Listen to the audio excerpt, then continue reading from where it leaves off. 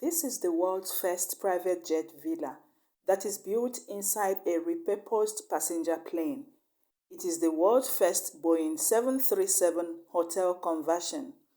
The facilities here will blow your mind, as this villa has been described by many as the most retreat with features you will never find anywhere.